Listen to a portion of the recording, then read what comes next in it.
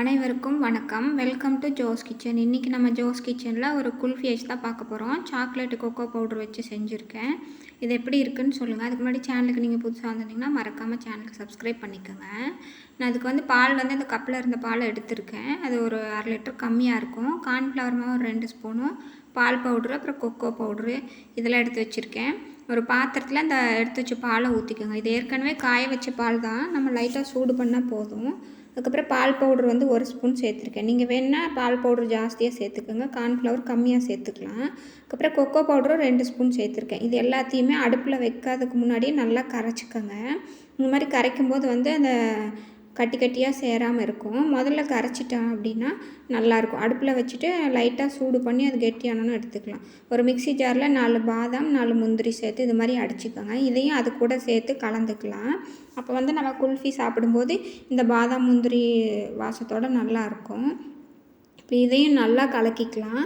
கலக்கிட்டு எடுத்து வச்சுட்டு அதுக்கப்புறமா நம்ம டம்ளர்லாம் ரெடி பண்ணி வச்சுக்கலாம். கொஞ்சம் அது நல்லா கரையட்டும்.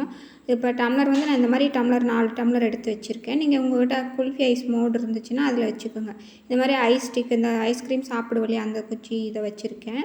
அதுக்கப்புறம் இந்த மாதிரி கவர் வேணால் நீங்கள் கவர் பண்ணி வைக்கலாம். இல்லை நான் ஃப்ரீசரில் அப்படியே தான் வைக்க போகிறேன்.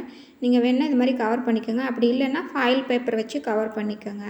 அடுப்பை மீடியம் ஃப்ளேமில் வச்சுக்கோங்க. வச்சுட்டு இந்த மாதிரி நம்ம கரைச்சி வச்சதை எடுத்து அடுப்பில் வச்சு சூடு பண்ணிக்கலாம். கொஞ்சம் லைட்டாக சூடானால் போதும். ஏற்கனவே காய வச்ச பால் தான். இந்த நம்ம கார்ன்ஃப்ளவர் மாவு இதெல்லாம் சேர்த்துருக்கோம் இல்லையா, அதை மட்டும் கொஞ்சம் நல்லா கரைச்சிக்கலாம். அதுக்கப்புறம் இந்த மோல்டில் டம்ளரில் ஊற்றிக்கலாம். நீங்கள் மோல்டு வச்சுருந்திங்கன்னா மோல்டில் ஊற்றிக்கோங்க. நான் இது ஃபஸ்ட் டைம் செய்கிறேன். எப்படி வருதுன்னு தெரில. நல்லா வந்துருந்துச்சுன்னா சொல்லுங்கள், நல்லா வந்திருக்கா இல்லையான்ட்டு. இதை நான் ஒரு 5 நிமிஷத்துக்குள்ளேயே நல்லா கெட்டியாக ஆரம்பிச்சிடும். இந்த மாதிரி இப்போ கொஞ்சம் கெட்டியாக ஆரம்பிச்சிருக்குது.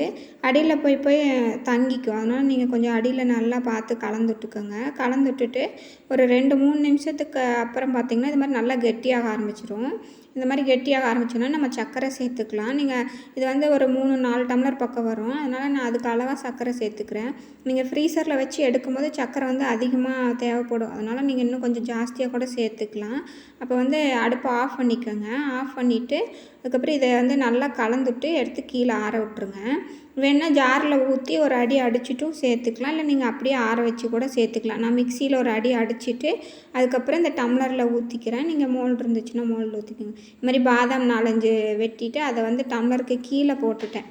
நம்ம ஊற்றும் போது அது இடையில போய் நின்றுக்கும். அப்போ சாப்பிடும்போது நல்லாயிருக்கும். அதனால் அதுக்கப்புறம் இந்த டம்ளரில் எல்லாத்துலேயும் ஊற்றிட்டு நம்ம அந்த கவர் வேணால் கவர் பண்ணி வச்சுக்கலாம். இல்லை அப்படின்னா நம்ம அந்த ஸ்டிக்கு மட்டும் வச்சுட்டு எடுத்து உள்ளே வச்சுக்கலாம். நல்லா ஆறுனதுக்கப்புறம் எடுத்து வைங்க. நல்லா ஆற விட்டிங்கன்னா இந்த நுரையெல்லாம் அடங்கிடும். அதுக்கப்புறம் நம்ம எடுத்து வைக்கலாம். எப்படி ஒரு 1/2 மணி நேரம் கழித்து எடுத்து வைங்க. வச்சுட்டு ஒரு நல்லா ஃபுல் நைட் விட்டிங்கன்னா நல்லா செட் ஆயிரும், ஃப்ரீஸ் ஆயிரும். அதுக்கப்புறம் எடுத்துட்டு இது மாதிரி தண்ணியில் கொஞ்சமாக அந்த டம்ளர் அடியில் மட்டும் வச்சிங்கன்னா அது தானாக கலண்டு வந்துடும். இது மாதிரி சுற்றினோம்னா வந்துடும். அதுக்கப்புறம் அதை எடுத்துக்கலாம். இந்த மாதிரி நல்லா தான் வந்திருக்கு. எனக்கு ஆச்சரியமாக இருந்துச்சு.